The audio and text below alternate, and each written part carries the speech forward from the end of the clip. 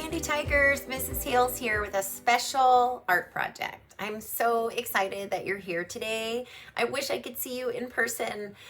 This project we're doing is for our Square One Art fundraiser. And if you remember, or if you're new here to Gandy, I will tell you, Square One Art is a company that prints your art image on different things that you can buy.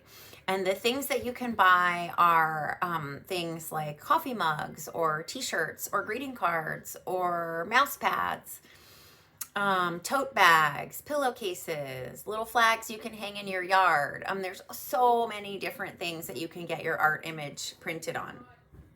So today I have a lesson that we're going to be working on for you to be able to do this. Now, if you want to do this, I am going to send home through Miss Getman in the office and through our email, your parents' email, and there's also going to be a handout for you how to order your things from Square One Art, because this year everything is done online, so everything is virtual. So you're going to make the artwork in school, and then you're going to take it home with instructions for how to photograph it and upload it to Square One Art, and then you'll order from their website.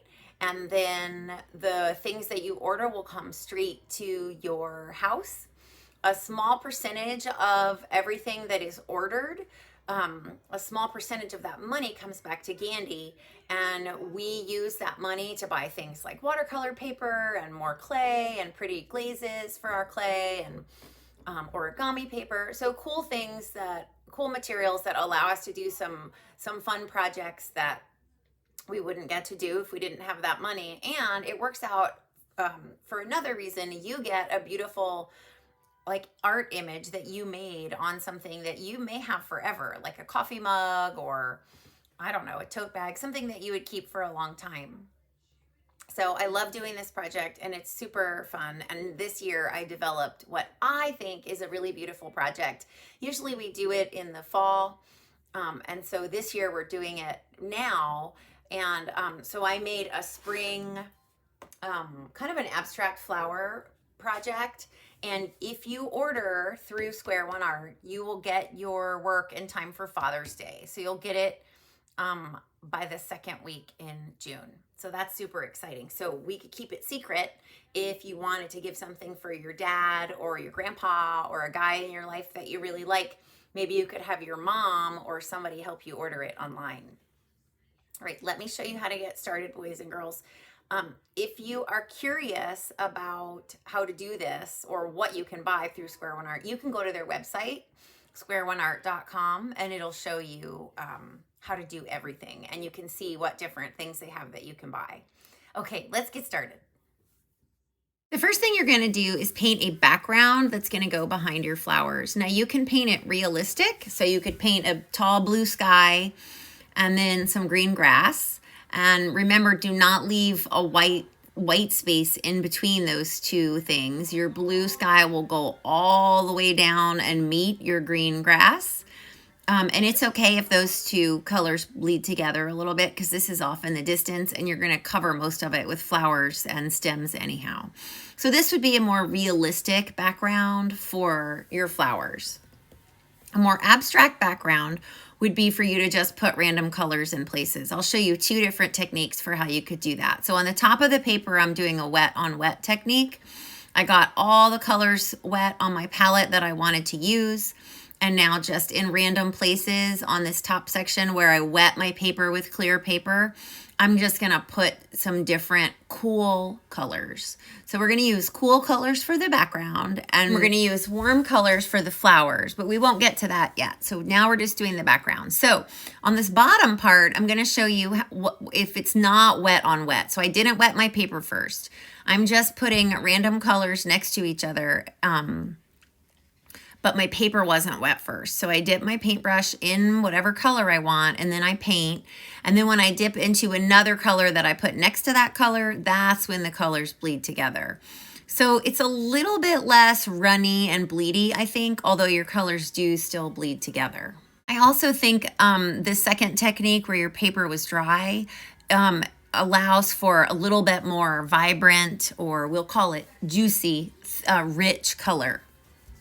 So the more vibrant and intense your color saturation is, the better it's going to reproduce when you get it printed on objects. So we're going to paint everything today, and then those things will dry.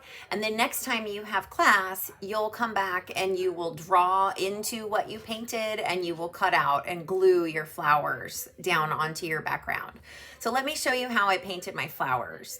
I think I mentioned earlier that you're going to be using warm colors for this. So remember, warm colors are like orange, yellow, red, pink, and then sometimes violet can be warm if it has more red than blue. And your cool colors are like bluish green, turquoise, like a dark green or a Kelly green, and blue. So violet could be cool if it has more blue than red. So what I did to paint the flowers is I wet all the warm colors that I wanted to use on my palette before I use them, so they can kind of sit there and the paint can get ready to use. And I painted some circles. So you can paint a spiral, you can paint a circle, you can go back and add colors to that circle and let them bleed together. You certainly don't want all of your circles to bleed together, but it's okay if some of them do, like my yellow ones did, because you're going to cut these out next class. And so you won't really be able to tell, oh, that flower bled into that flower. So you could put smaller circles inside of circles, think of like the target bullseye, and using different colors. You could put polka dots inside your circles.